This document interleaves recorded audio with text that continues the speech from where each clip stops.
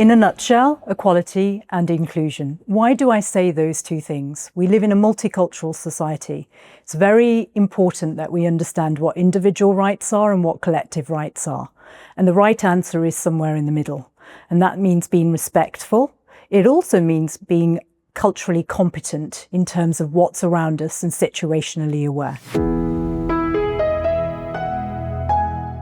My journey started because of the data and evidence I was staring at, which is a very boring answer, but a really important one. I look for truth and I look for fact.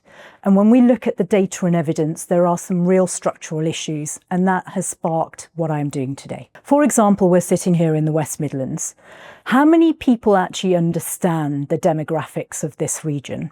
Outside of London, we are the most diverse region across the whole of the UK. 45% of people here in the West Midlands do not identify as white. And then if we look at intersectionality, close to 30% of people live in poverty, and that's everyone. And then if we look at that further, 50% of the population is female or above, I should say 50%, and close to above a quarter to a third of the population is really young. So when I say we're a melting pot, we genuinely are a melting pot. But there are issues. And some of those issues, for example, are things like health inequalities. They are huge and they are very community specific. So let me give you an example. We know this already, but maternity. We know that Black women are more likely to die in birth relative to any other community group out there.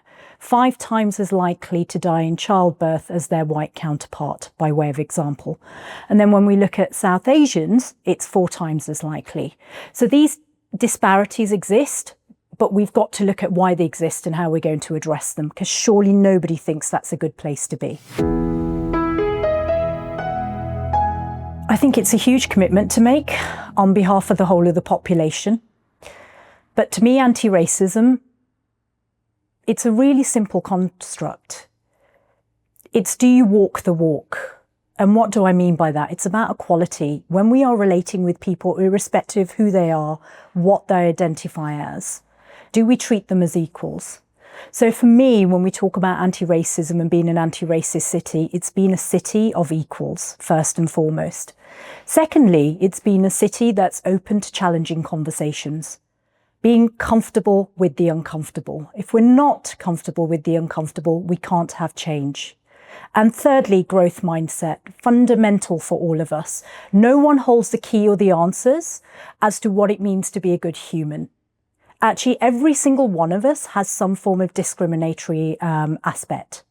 And so until we shine a mirror on ourselves and start walking the walk on what we say we believe in, change can't happen. So those 3 things to me are fundamental, as in things that must happen. Will we achieve them? I am optimistic we are on a journey, and at some point in life we will get there.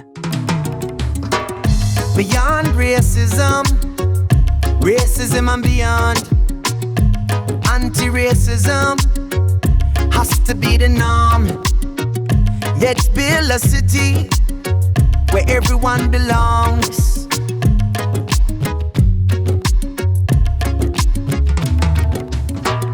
Beyond racism, racism and beyond. Anti-racism has to be the norm. A world of understanding, that's what we crave.